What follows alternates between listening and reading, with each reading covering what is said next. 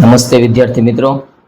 તો આજે આપણે ફરી પાછા એકવાર આવી ગયા છીએ ધોરણ 10 વિષય વિજ્ઞાન ચેપ્ટર 9. એમાં આપણે પહેલો ભાગ જે આપણે જોયો, આજે બીજો ભાગ જોવાનો છે, પ્રકાશ પરાવર્તન અને વક્રીભવન. રેડી? તો આપણે પ્રકાશ શું આપણે એ જોયું, પરાવર્તન શું એ જોયું, વક્રીભવન શું એ જોયું. હવે આગળ છે આમાંથી જ માનો કે પ્રકાશ છે જ્યારે હવે પ્રકાશને લીધે જે એનું પરાવર્તન થયું, પછી આની અંદર તે કે ભાઈ અલગ અલગ આવે છે પ્રતિબિંબ, કે ભાઈ આપણે અરીસાની અંદર પોતાની જાતને કઈ રીતે જોઈએ છીએ.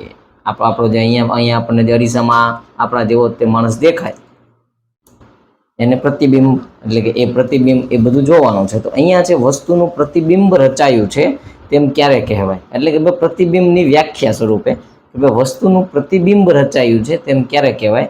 અને પછી બીજું છે પ્રતિબિંબના પ્રકાર વિશે સ્પષ્ટતા કરો. તો કે ભાઈ એક અહીંયા આપણે સમજવાનું છે પ્રતિબિંબ એટલે શું અને એના બીજા છે પ્રકારો. રેડી? તો કે ભાઈ પ્રતિબિંબ એટલે કે આપણે જ્યારે જોઈતા હતા ત્યારે એમાં શું આવતું હતું કે ભાઈ કિરણપુંજ પસાર થતું હતું, પછી એનું પરાવર્તન કોણ બનતો હતો, વક્રીભવન કોણ બનતો હતો, એ રીતે ચાલો વ્યાખ્યા જોઈએ. વસ્તુ પરના કોઈ એક બિંદુએથી શરૂ કરી ઘણા બધા કિરણો પરાવર્તન અથવા વક્રીભવન પામી બીજા કોઈ એક બિંદુએ મળે અથવા મળતા હોય તેવો ભાસ થાય તો બીજા બિંદુને પ્રથમ બિંદુનું પ્રતિબિંબ કહેવાય છે. પ્રતિબિંબના બે પ્રકાર છે, વાસ્તવિક પ્રતિબિંબ અને આભાસી પ્રતિબિંબ. રેડી? જો પ્રતિબિંબ શું છે એને આપણે એક આકૃતિ સાથે સમજીએ કે વસ્તુ પર કોઈ એક બિંદુએથી શરૂ કરી ઘણા બધા કિરણો પરાવર્તન અથવા વક્રીભવન, જ્યારે કહેતા હતા ને કે ભાઈ આ કિરણો સમાંતરે ગતિ કરે છે આમ. રેડી? હવે આ કિરણો કોઈ પણ પદાર્થ ઉપર પડ્યા, સપોઝ કે અહીંયા પડ્યા. રેડી? આ પદાર્થ છે અરીસો છે, સમજી લો. એટલે કે ભાઈ કઈ ચળકતી સપાટી વાળો, રેડી, સમતલ સપાટી છે, આના ઉપર પડ્યા કોઈ પણ કિરણો. હવે આનું પરાવર્તન થવાનું હતું અને વક્રીભવન થવાનું હતું. પરાવર્તન સ્વરૂપે માનો કે અહીંયાથી આનું આમ પરાવર્તન થયું, આનું આમ સમાંતરે પરાવર્તન થયું. રેડી? આ રીતે એનું પરાવર્તન થાય અથવા વક્રીભવન પામી. આ એનું પરાવર્તન પામ્યા અથવા એ વક્રીભવન પામે. વક્રીભવન એટલે વક્ર, વક્ર એટલે ગોળ. એટલે કે માનો કે જ્યારે છે આનાથી આમ અહીંયા જો આ ખાડો હોત, આ તો એક માનો કે લીસી સપાટી માટેનું આપણે ઉદાહરણ આપ્યું. હવે એવી જ રીતે અહીંયા ખડબતડી સપાટી છે, તો અહીંયા માનો કે કિરણપુંજ આવ્યું, આવ્યું અહીંયાથી આ દિશામાં ગયું એટલે આનું વક્રીભવન થયું. શું થયું? અહીંયા પાછું આવ્યું, એ પાછું બીજી કંઈક દિશામાં થયું, એનું વક્રીભવન થયું. રેડી? આ રીતે. એટલે કે ભાઈ લીસી સપાટી અથવા ખરબચડી સપાટી, તો એને આપણે કઈ રીતે કહી શકીએ કે ભાઈ પરાવર્તન અથવા વક્રીભવન. સપાટી તો કોઈ પણ હોઈ શકે છે કિરણની, એટલે કે ભાઈ પરાવર્તન, લીસી હોય તો પરાવર્તન થાય, આ ટાઈપનું હોય તો વક્રીભવન પામી બીજા કોઈ એક બિંદુએ મળે. એનું વક્રીભવન થઈને બીજા કોઈ એક બિંદુએ મળે છે અથવા મળતા હોય તેવો ભાસ થાય. કાં મળે કાં મળતા હોય એવો ભાસ થાય, આને શું કહેવાય? તો બીજા બિંદુને પ્રથમ બિંદુનું વક્રીભવન કહે છે. આનું ઉદાહરણ માટે અમે તમને કિરણો પહેલા સમજાવ્યા. હવે જુઓ, આપણે આ અહીંયા માણસ છીએ. રેડી? અને આપણે જોઈએ આ અરીસો છે. રેડી? અહીંયા પાછો હા, રેડી, આમ બીજો માણસ બન્યો. અહીંયાથી કિરણો જે જાય છે કે આ કિરણો અહીંયા ભેગા થયા અહીંયા આ અરીસા ઉપર. એટલે આપણું પ્રતિબિંબ અરીસામાં આપણે જેટલા દૂર હશું, જેટલા નજીક હશું, એ પ્રમાણે જ આનું પણ અરીસો અહીંયા થશે. એ કહીએ અને બી કહીએ. હવે અહીંયાથી જ્યારે એનું પરાવર્તન કે વક્રીભવન થાય છે, આ રીતે એનું પરાવર્તન અથવા વક્રીભવન કિરણોનું થાય છે, ત્યારે સામેની સાઈડ પણ પ્રતિબિંબ છે જ્યારે માનો કે જે પરાવર્તન અથવા વક્રીભવન પામે બીજા કોઈ એક બિંદુએ મળે, કે ભાઈ આ બિંદુએ મળ્યા, આ જે કોઈ કિરણો હતા એ અહીંયા આ બિંદુ મળ્યો, આખે આખો કયો આ બિંદુએ મળે અથવા મળતા હોય એવો ભાસ થાય, તો તે બીજા બિંદુને, આ બી છે, આ બીજો બિંદુ છે, એને પ્રથમ બિંદુનું પ્રતિબિંબ કહેવાય. એને ટૂંકમાં આપણે સમજીએ કે ભાઈ આપણા ઘરે કાચ છે, કાચમાં આપણે મોઢું જોઈએ છીએ, તો જ્યારે પ્રકાશ આપણા પર અથવા કોઈ પણ વસ્તુ પર પડે છે તો જ આપણે એને જોઈ શકીએ છીએ. એ પ્રકાશ આપણે જોવા માટેનો નિયમ છે, એના પાછળનું સાયન્સ છે. જ્યારે પ્રકાશ પડે છે ત્યાંથી એનું પરાવર્તન કે વક્રીભવન થાય છે તો જ આપણે એને જોઈ શકીએ છીએ. જો પ્રકાશનું પૂરેપૂરું શોષણ થઈ જાય છે તો આપણે એ વસ્તુને જોઈ શકતા નથી. રેડી? તો અહીંયા માનો કે આપણે જ્યારે અરીસાની સામે આપણે, તમે જોઈ લો ઉદાહરણ તરીકે, તમે કોઈ અરીસાની સામે ઊભા છો. રેડી? તમે અરીસામાં પણ સામે દેખાવ છો, તમારું જે તમે અરીસામાં દેખાવ છો એ તમારું પ્રતિબિંબ છે. કોનું? કારણ કે તમે વસ્તુ એ છો, પ્રતિબિંબને બે સમજી લો.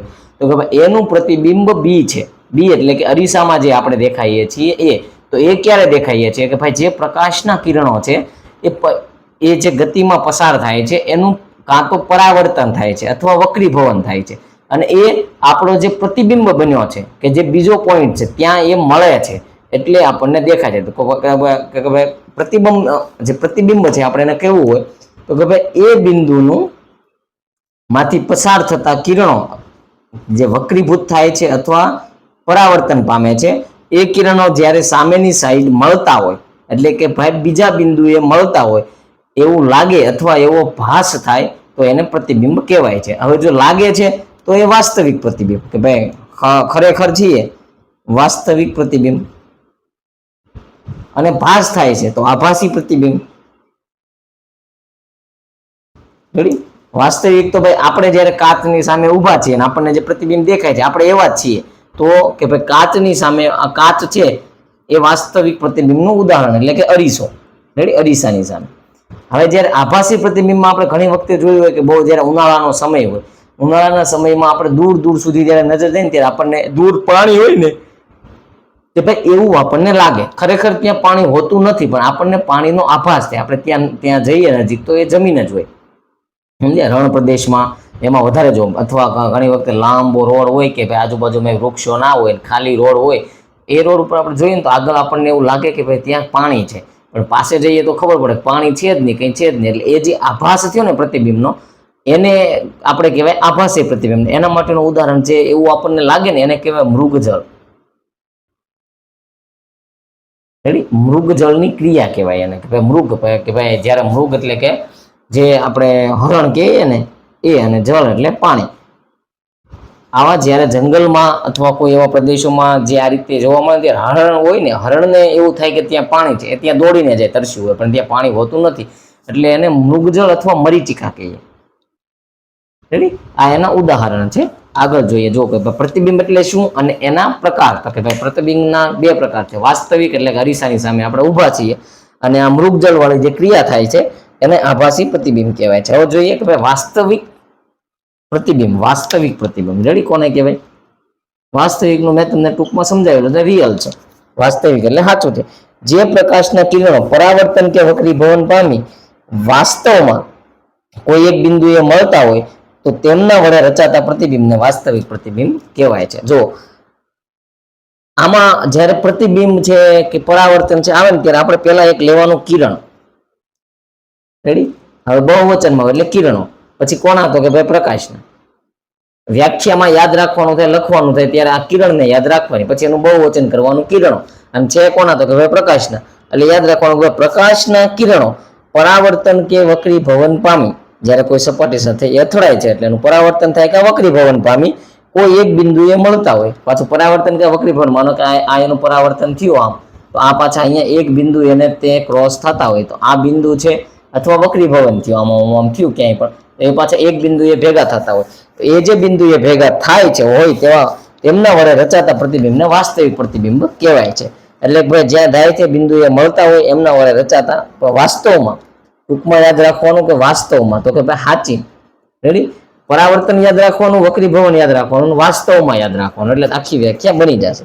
વાસ્તવિક પ્રતિબિંબ પડદા પર ઝીલી શકાય છે. હવે જો વાસ્તવિક પ્રતિબિંબ છે કે નહીં એને પડદા ઉપર ઝીલી શકાય. જે સાચું છે તો એને પડદા ઉપર આપણે જોઈ શકીએ છીએ, જેમ કે અરીસાની સામે આપણે ઊભા હોઈએ. રેડી? તો આ અરીસો છે એ એક પ્રકારનો પડદો જ છે, એને ઝીલી શકાય, એટલે કે અહીંયા આપણે દેખાઈએ સામે. રેડી? આ એક વાસ્તવિક પ્રતિબિંબનું ઉદાહરણ થયું. પછી બીજું છે, જ્યારે પ્રોજેક્ટરમાં આપણે મૂવી જોતા હોઈએ અથવા તમને ઘણી વખતે કોઈ પણ જે ભણાવતા હોઈએ શિક્ષકો જે જોઈએ છીએ ત્યાં પણ એક સફેદ પડદો હોય, અહીંયા આ સાઈડથી એક પ્રોજેક્ટરમાં અહીંયા પ્રકાશ પડતો હોય અને અહીંયા ઝીલાતો હોય. એટલે જે આપણે જે થિયેટરમાં એમાં જોઈએ છીએ એ પણ એક એનું ઉદાહરણ છે. રેડી? વાસ્તવિક પ્રતિબિંબ. પછી વાસ્તવિક પ્રતિબિંબ હંમેશા ઊંધું હોય છે, એટલે કે ઉલટું હોય છે. વાસ્તવિક પ્રતિબિંબ હોય ને એ ઉલટું હોય. હા, વાસ્તવિક પ્રતિબિંબ કોને કહેવાય? પહેલા તો વાસ્તવમાં થતું હોય વક્રીભવન કે પરાવર્તનની ક્રિયાથી બિંદુએ મળતા હોય એને વાસ્તવિક પ્રતિબિંબ કહેવાય. પછી વાસ્તવિક પ્રતિબિંબની બીજી લાક્ષણિકતા કે એને પડદા ઉપર ઝીલી શકાય છે. રેડી? પછી આગળ જઈએ ત્રીજી વાસ્તવિકતામાં કે ભાઈ ત્રીજું શું છે તો કે ભાઈ વાસ્તવિક પ્રતિબિંબ જે છે ને એ હંમેશા ઊંધું હોય એટલે કે ઉલટું હોય છે. રેડી, વાસ્તવિક પ્રતિબિંબ ઉલટું હોય છે. આ પણ એક યાદ રાખવાની બાબત છે કે ભાઈ વાસ્તવિક પ્રતિબિંબ કેવું હોય છે તો કે ભાઈ ઉલટું હોય છે. પછી હવે બીજું કયું હતું તો કે ભાઈ આભાસી. આભાસી એટલે શું? આનું એક્ઝેક્ટ વિરુદ્ધ, કે ભાઈ આ વાસ્તવમાં હતું ને તો ઓલું છે જ નહીં. સમજ્યા? એને આપણે વ્યાખ્યામાં ટાળવાનું સમજવામાં. પછી બીજું કે ભાઈ જો આને પડદા ઉપર ઝીલી શકાતું હતું તો કે ભાઈ આભાસીને પડદા ઉપર ઝીલી શકાશે નહીં. જો આ ઊંધું હતું તો પેલું ચત્તું હશે. રેડી, આ રીતે એ હોઈ શકે છે. ચાલો એને સમજીએ. અને બંનેને આ બંને તફાવત સ્વરૂપે પણ પૂછાઈ શકે છે, એટલે આ બંનેને તફાવતમાં યાદ રાખવા. રેડી, જો સમજીએ. વાસ્તવિક અને આભાસી. રેડી, અને તફાવત સ્વરૂપે પણ પૂછાય છે ઘણી વખતે એક્ઝામમાં, એટલે એ રીતે પણ યાદ રાખવું. રેડી, તો કે ભાઈ વાસ્તવિક પ્રતિબિંબ વાસ્તવમાં હોય છે. રેડી, એનું જે પરાવર્તન જો એના માટે કે ભાઈ પરાવર્તન કોનું? પ્રકાશના કિરણોનું. એનું વક્રીભવન, પરાવર્તન, વક્રીભવન, બે વસ્તુ થઈ. પછી ત્રીજું શું હતું ભાઈ? વાસ્તવ. અહીંયા શું આવશે તો કે ભાઈ પરાવર્તન ને વક્રીભવન તો પ્રકાશનું થવાનું જ છે, પણ એ આભાસી હશે, વાસ્તવમાં નહીં હોય. રેડી, ખોટું હશે. એટલે કે ભાઈ જ્યારે પ્રકાશના કિરણોને કોઈ સપાટી સાથે અથડાઈને એનું પરાવર્તન કે વક્રીભવન થયા બાદ જો વાસ્તવમાં કોઈ એક બિંદુએ પ્રતિબિંબ મળે છે તો તેમના વડે રચાતા પ્રતિબિંબને વાસ્તવિક પ્રતિબિંબ કહેવાય છે. પછી બીજું હતું કે આને પડદા ઉપર ઝીલી શકાય છે, પડદા પર ઝીલી શકાય છે, વાસ્તવિક છે એને. એના ઉદાહરણ તરીકે તમારે જોવું હોય અરીસો અને પ્રોજેક્ટર માં જે પ્રતિબિંબ દેખાય. પછી આભાસી છે આને ભાઈ પડદા ઉપર ઝીલી શકાતું નથી. રેડી, હવે તો કે હજી ત્રીજું છે. આ કેવું હોય છે? વાસ્તવિક હોય ને એ ઉલટું હોય, ઊંધું હોય. રેડી, ચત્તું ન હોય, ઊંધું હોય. તો તમે કહો સાહેબ આપણે પ્રોજેક્ટરમાં જોઈએ આપણને તો ભાઈ પડદા ઉપર સીધું દેખાય, પણ એને પ્રોજેક્ટરમાં તે ઊંધું ચલાવે છે એટલે પડદા ઉપર સીધું થઈ જાય.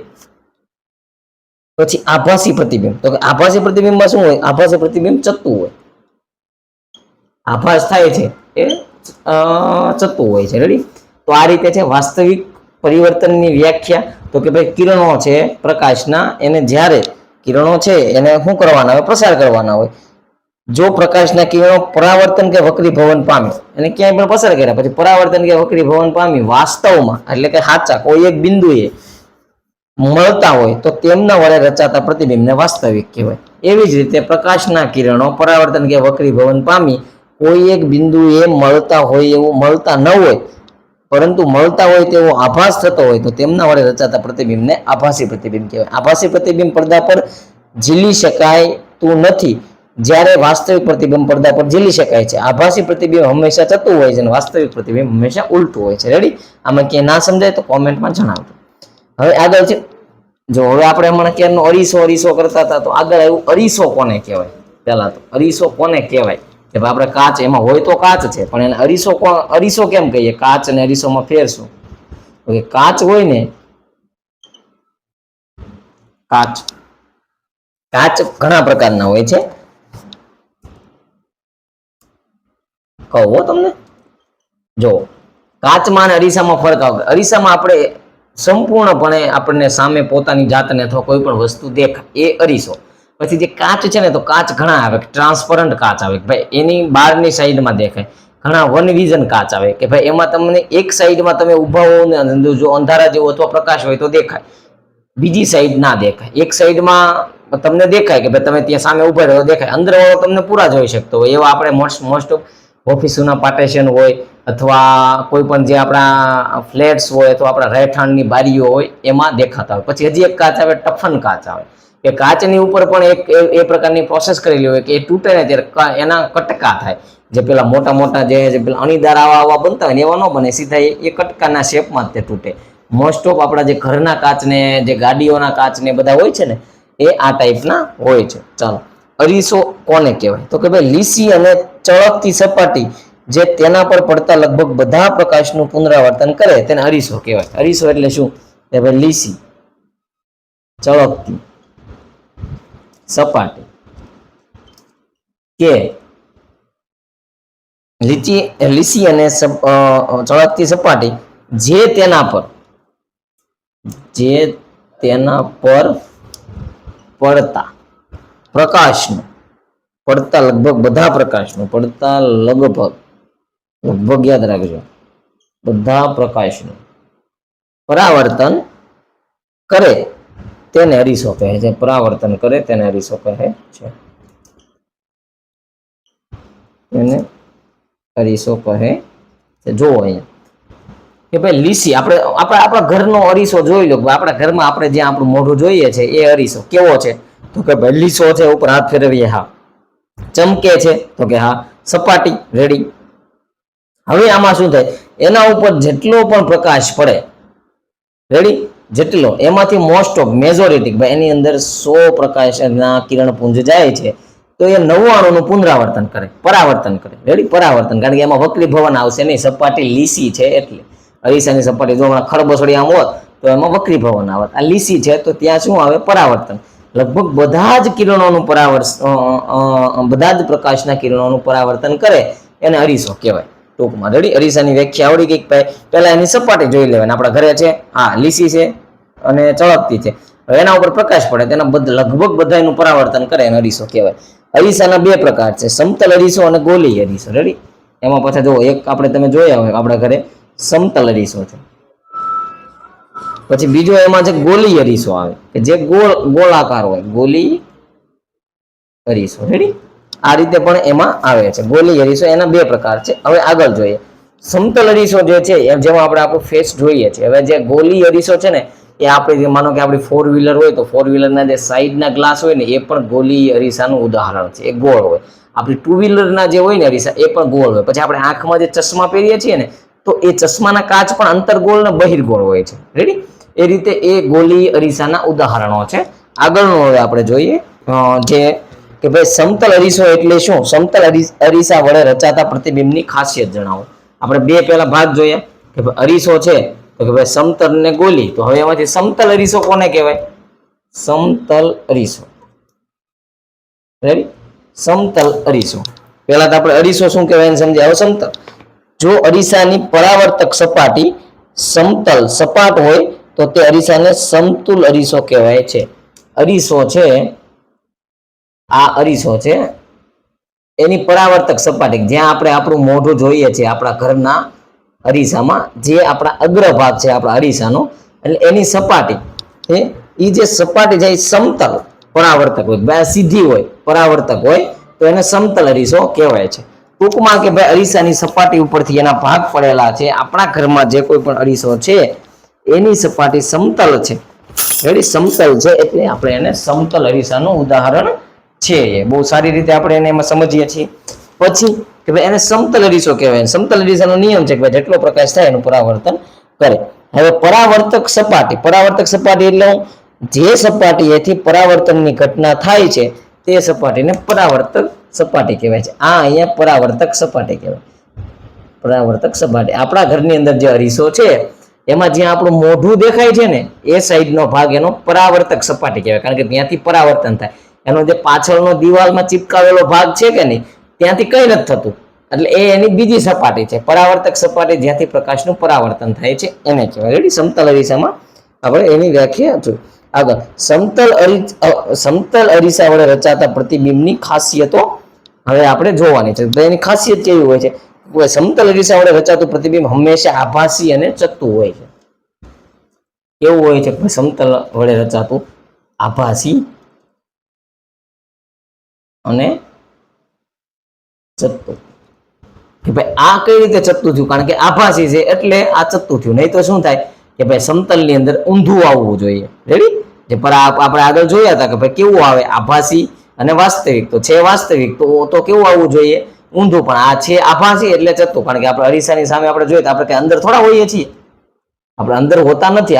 આપણે અંદર હોઈએ છીએ એવો આભાસ થાય છે. આપણે ત્યાંથી દૂર વયા જઈએ તો આપણું પ્રતિબિંબ વયું ગયું. એટલે કે ભાઈ સમતલ અરીસા વડે જે કોઈ પણ પ્રતિબિંબ રચાય છે એ ચત્તુ અને આભાસી હોય છે. પછી પ્રતિબિંબનું પરિમાણ એટલે કે સાઈઝ. રેડી, સાઈઝ, પરિમાણ. પ્રતિબિંબનું પરિમાણ વસ્તુના પરિમાણ જેટલું જ હોય છે. માનો કે આપણે જેટલા છીએ એટલું ત્યાં સામે અરીસામાં દેખાય છે. રેડી? એનાથી વધારે કંઈ દેખાતું નથી. સમજી લો કે આપણે આ 1 ફૂટ છીએ, આ 1 ફીટ આઘા ઊભા છીએ અરીસાથી બંને સાઈડ, તો અહીંયા પણ 1 ફીટ જ આપણું આવશે. પછી આપણે અહીંયા માનો કે 6 ફીટના છીએ, તો અહીંયા પણ જે આખો મિરર હશે તો અહીંયા પણ 6 ફીટ જ આપણું આવશે. એટલે કે ભાઈ એની સાઈઝ જે એકચ્યુઅલ પદાર્થની છે અરીસામાં પ્રતિબિંબની પણ એ સાઈઝ રહેશે. તમે 6 ફૂટના છો, 5 ફૂટના છો, 4 ફૂટના છો, જે કોઈ પણ ફૂટના છો, તમે અરીસાને આખું તમારું શરીર દેખાય એવા અરીસામાં ઉભા રહે. એટલે આપણી હાઈટ જેટલી છે એટલી જ તે અરીસામાં દેખાશે. મતલબ આ પરિમાણ, એમાં જેટલું પ્રતિબિંબનું પરિમાણ હોય છે ને એટલું જ વસ્તુનું પરિમાણ હોય છે. વસ્તુ અરીસાથી જેટલા અંતરે આગળ હોય છે તેટલા જ અંતરે વસ્તુનું પ્રતિબિંબ અરીસાના પાછળના ભાગમાં રચાય છે. હવે જો આ સમતલ અરીસામાં કેવું થાય, માનો કે આપણે 1 ફૂટ આગા છીએ કે નહીં, જે સમતલ અરીસાથી, તો આપણું પ્રતિબિંબ પણ એમાં આપણને એવું લાગશે કે એ પણ 1 ફૂટ આઘું જ છે. રેડી? એટલે કે જેટલા આપણે જેનું અંતર પણ એટલું હશે અને સાઈઝ પણ એટલી હશે પ્રતિબિંબના ભાગમાં. વસ્તુના પ્રતિબિંબમાં બાજુઓ ઉલટાયેલી હોય છે, એટલે કે વસ્તુની ડાબી બાજુ પ્રતિબિંબની જમણી બાજુ તરીકે અને વસ્તુની જમણી બાજુ પ્રતિબિંબની ડાબી બાજુ તરીકે. હવે આના માટે કેવું છે કે ભાઈ આપણે અહીંયા જો માનો કે આ જે આપણે ઘરે અરીસો હોય, તમે સામે ઉભા રહ્યો એટલે જોવાનું તમારું મોઢું બધું સેમ દેખાય, પણ તમે તમારો ડાબો હાથ જો કે ભાઈ જ્યારે આપણે આપણો ડાબો હાથ કરીએ કે ને પૂછો તો અરીસામાં જમણો હાથ હોય ને આપણને એવું લાગે, અને જમણો કરીએ તો ડાબો હાથ એવું લાગે. એટલે કે ભાઈ એની બાજુઓ ઉલટાયેલી હોય છે સમતલ અરીસામાં. રેડી? તો આ એની આપણે લાક્ષણિકતા જોઈએ. એમાં કેવું હતું કે ભાઈ એની ખાસિયતમાં એવું હતું કે ભાઈ આભાસી હોય, ચિત્તું હોય, આપણે જોઈએ છીએ એટલે ભાઈ આભાસ જેવું થાય ને આપણે એમાં સીતા દેખાય. એટલે એક ઈ કરી નાખવાનું. પછી બીજું કે આપણે જેવડા છીએ ને એવડા જ ત્યાં દેખાય. એટલે કે ભાઈ એનું પરિમાણ, એની સાઈઝ એ સેમ હોય છે. પછી આપણે જે ડિસ્ટન્સે ઊભા હોય ને એ જ ડિસ્ટન્સે આપણને એવું લાગે કાચમાં પણ આપણું પ્રતિબિંબ ઊભું છે.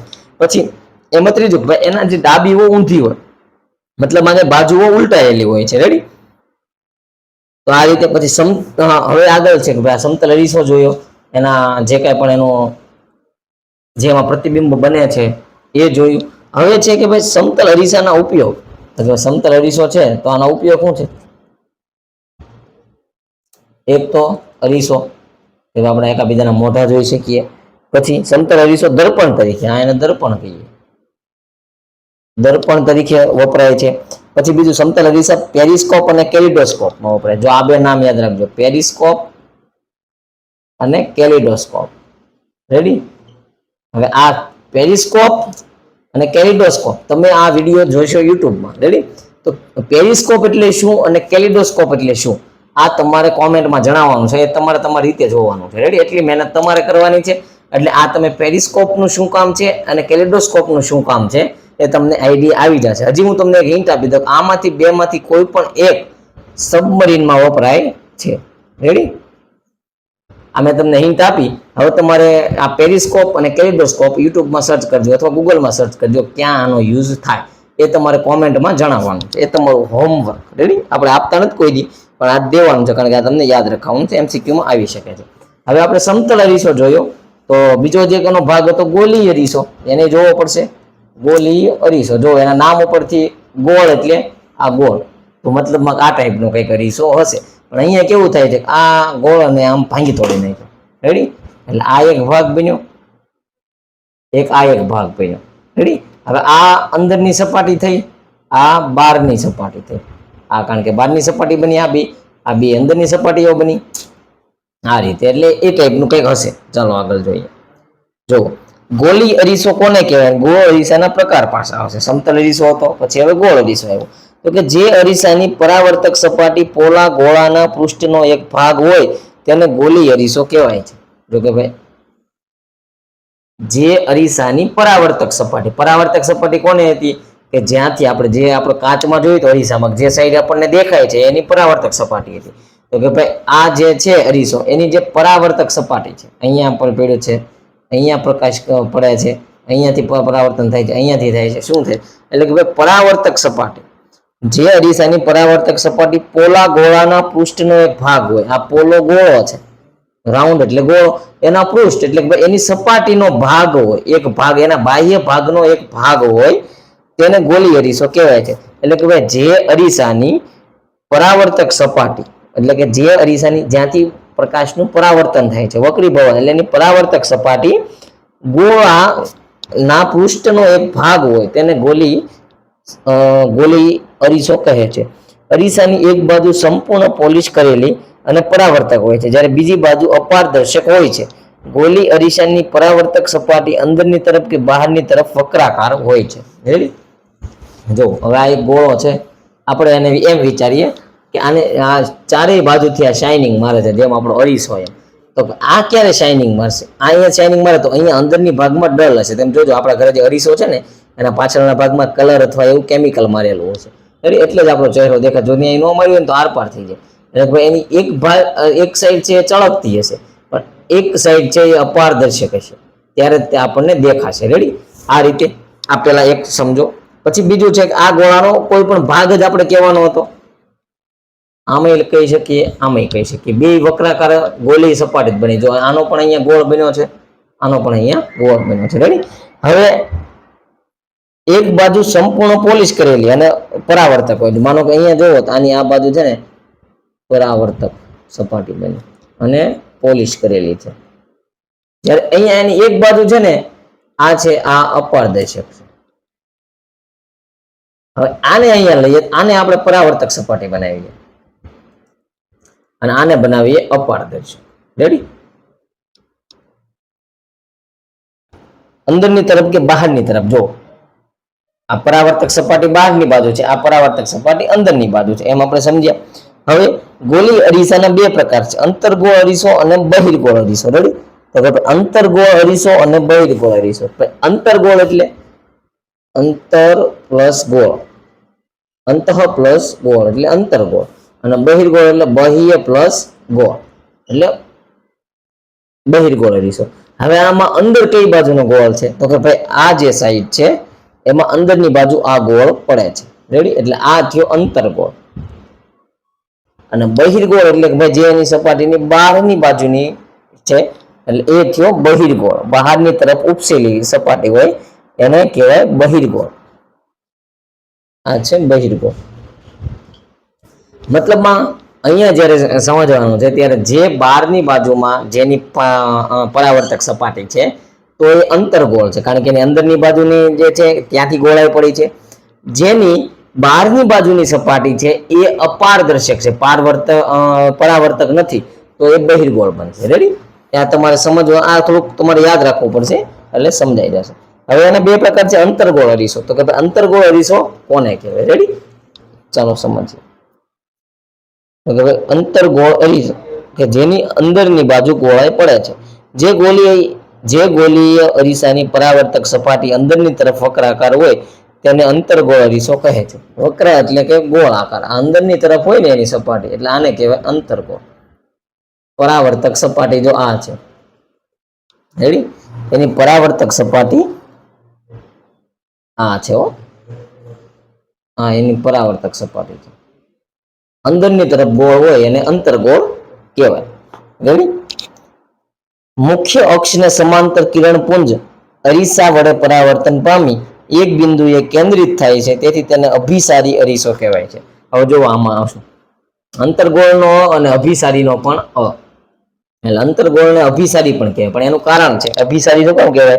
કે ભાઈ મુખ્ય અક્ષ ને સમાંતર કિરણપુંજ આ અરીસા વડે પરાવર્તન પામી એક બિંદુએ કેન્દ્રિત થાય છે, તેથી તેને અભિસારી કહેવાય. કે ભાઈ મુખ્ય અક્ષને સમાંતર પરાવર્તન પામીને એક બિંદુએ ક્યાંય પણ કેન્દ્રિત થતા હોય, અહીંયાથી આમ આમ, રેડી? એટલે એને અભિસારી અરીસો કહેવાય છે. દાખલા તરીકે ચકચકિત જે આપણે સ્પૂન આવે, ચમચી ને અંદરની વક્ર સપાટી અંતર્ગોળ અરીસાની જેમ વર્તે છે. માનો કે જે આપણે સ્પૂન હોય છે, ચમચી, એની જે અંદરની સાઈડ તમે રાખો, તમારી સાઈડ અંદરમાં તમે જો તમારો ફેસ દેખાશે, પણ એ અંતર્ગોળ શેપ છે. રેડી? હવે આપણે જોઈએ બહિર્ગોળ. કે બહિર્ગોળમાં શું હોય? તો એની બાહ્ય સપાટી સાથે આ ટાઈપનો વહીવટ હોય એને બહિર્ગોળ કહેવાય. જે ગોળી અરીસાની પરાવર્તક સપાટી બહારની તરફ વક્રાકાર હોય. અહીંયા છે મતલબ કે જો પરાવર્તક સપાટી યાદ રાખવાની. પરાવર્તક સપાટી જો અંદરની તરફ વક્રાકાર હોય તો અંતર્ગોળ, અને બહારની તરફ વક્રાકાર હોય તો બહિર્ગોળ. રેડી? આટલું યાદ રાખવાનું કે ભાઈ જે ગોલી અરીસાની પરાવર્તક સપાટી બહારની તરફ વક્રાકાર હોય તેને બહિર્ગોળ અરીસો કહે છે. મુખ્ય અક્ષને સમાંતર કિરણપુંજ આ અરીસા વડે પરાવર્તન પામી એક બિંદુએથી વિકેન્દ્રિત થતા હોય તેવો ભાસ થાય છે, તેથી તેને અપસારી અરીસો કહે છે. પહેલાને શું કહેવાતો હતો? અભિસારી. આને શું કહેવાય? અપસારી. શું કામ અભિસારી શું કામ કહેવાતો હતો? એ ભાઈ એના એક બિંદુએ ભેગા થતા હતા, આ એક બિંદુએ ભેગા નથી થતા પરાવર્તિત થઈને, એટલે એને અપસારી અરીસો કહેવાય છે. દાખલા તરીકે ચકચકિત ચમચીની બહારની વક્ર સપાટી બહિર્ગોળ અરીસાની જેમ વર્તે છે. હવે જે આપણે પેલા લીધી હતી સ્પૂન, ચમચી, એની જે બહારની સપાટી બહિર્ગોળમાં જે એક ભાગ એવો ઊંડાણ વાળો, આને આમ લઈએ, રેડી, તો આ ભાગ જે આવ્યો આ હતો અંતર્ગોળ, પણ આને જ્યારે ઊંધી કરીને આ ભાગ બહાર લાવ્યો આપણે, જે એનો ભાગ હતો બહિર્ગોળ, એ બહિર્ગોળ ભાગમાં જોઈએ તો એ બહિર્ગોળ અરીસાનું ઉદાહરણ છે. કારણ કે ત્યાં તમે જોશો ને ત્યાં આપણા રિફ્લેક્શન એક કરતા વધારે પણ દેખાશે, જ્યારે અંતર્ગોળમાં એક જ દેખાશે. રેડી? તો આ રીતે અંતર આપણે અત્યારે ભણ્યા કે ભાઈ અરીસા શું, તો કે સમતલ અરીસો, ગોલી અરીસો. સમતલના પ્રકાર અને ગોલીના પ્રકાર. ગોલીના બે પ્રકાર. ગોલી અરીસાના કેટલા પ્રકાર? તો કે ભાઈ અંતર્ગોળ અને બહિર્ગોળ. રેડી? આ રીતે આપણે ભણ્યા. પહેલા તો આપણે જોયું કે ભાઈ પ્રતિબિંબ. જો હવે આજે આપણે ભણ્યા ટૂંકમાં એક ભણ્યું આપણે પ્રતિબિંબ. રેડી? તો પ્રતિબિંબના બે ભાગ પડ્યા, તો કે ભાઈ વાસ્તવિક અને આભાસી. રેડી? એક આ વસ્તુ આપણે ભણ્યા. જેવો આપણું પ્રતિબિંબ આપણે વાસ્તવિક ને પછી આપણે જોયો અરીસો, તો કે અરીસો કોને કહેવાય એ જોયો. હવે અરીસાના પાછા પ્રકાર જોઈએ તો અરીસામાં બે આવ્યા, સમતલ અરીસો અને ગોલી અરીસો. રેડી? તો કે ભાઈ આ સમતલ અરીસો આવ્યો અને આ આવ્યો ગોલી અરીસો. પછી તો કે ભાઈ જ્યારે આપણે સમતલ અરીસાને ભણ્યા પછી એમાંથી સમતલ અરીસામાં આપણે જોયું કે સમતલ અરીસો શું છે, એને દર્પણ કહેવાય, અને સમતલ અરીસો સિંગલ જ છે. પછી ગોલી છે એમાં પાછા બે આવ્યા. ક્યાં બે આવ્યા? તો કે અંતર્ગોળ અને બહિર્ગોળ અરીસો. તો ટૂંકમાં આજે આપણે પ્રતિબિંબના બે પ્રકાર જોઈએ, વાસ્તવિક પ્રતિબિંબ અને આભાસી પ્રતિબિંબ. એ બંનેનો તફાવત એક્ઝામમાં આવશે, યાદ રાખજો, અથવા એમસીક્યુમાં. એ મોસ્ટ આઈએમપી છે પ્રતિબિંબ. રેડી? Most IMP. રેડી? હવે અરીસો છે, તો અરીસા બે પ્રકારના છે. એક જ્યારે અરીસો આવે ત્યારે આપણે ખ્યાલમાં રાખવાનું, એક તો આપણે જેમાં સવારના પોરમાં જાગીને આપણું મોઢું જોઈએ છીએ એ. પછી બીજું યાદ રાખવું, આપણે જે ટુ વ્હીલર છે ઘરમાં એ, અથવા ફોર વ્હીલરની અંદર જે છે એ અરીસો. એટલે સમતલ ને ગોલી બે આપણને ખબર પડી કે સમતલ તો સમતલ એક જ છે એનો ભાગ, પણ ગોલી છે એના બે ભાગ છે, અંતર્ગોળ અને બહિર્ગોળ. હવે એને સમજવું હોય તો આપણે જે ધાતુની ચમચી, સ્પૂન, રેડી, ધાતુની ચમચીને આપણે જોવાની, એનો જે અંદરનો ભાગ છે એ ટાઈપનો હોય તો અંતર્ગોળ, બહારનો ભાગ છે એ ટાઈપનો જ્યારે શેપ બને છે તો બહિર્ગોળ. હવે આની અંદર પરાવર્તક સપાટી યાદ રાખવાની. પરાવર્તક સપાટી જો અંદરની બાજુ હોય તો એને અંતર્ગોળ કહેવાય, અને જો એ બહારની બાજુ હોય તો એને બહિર્ગોળ કહેવાય. રેડી? એટલું યાદ રાખવાનું છે. આની સાથે આમાં તમને કંઈ ના સમજાણું હોય તો કોમેન્ટમાં જણાવજો, શ્યોર તમને સોલ્યુશન મળશે. આ જે મેં તમને આજે અત્યારે ગ્રાફ મેપ બનાવેલો છે, આ બહુ ઇમ્પોર્ટન્ટ છે. આ જે આપણે સમજ્યા ને એને બસ આ ટૂંકમાં આવી ગયું, સમજ્યા? એટલે આ બહુ ઇમ્પોર્ટન્ટ છે, અને યાદ રાખજો. એવું લાગે તમારા સ્ક્રીનશોટ પર લેજો, તમને આઈડિયા આવી જશે. અને ના સમજાય તો કોમેન્ટમાં જણાવજો. ચેનલને સબસ્ક્રાઇબ કરી લેજો. રેડી? તો આની સાથે આપણે આ પાઠ પૂરો કરીએ છીએ.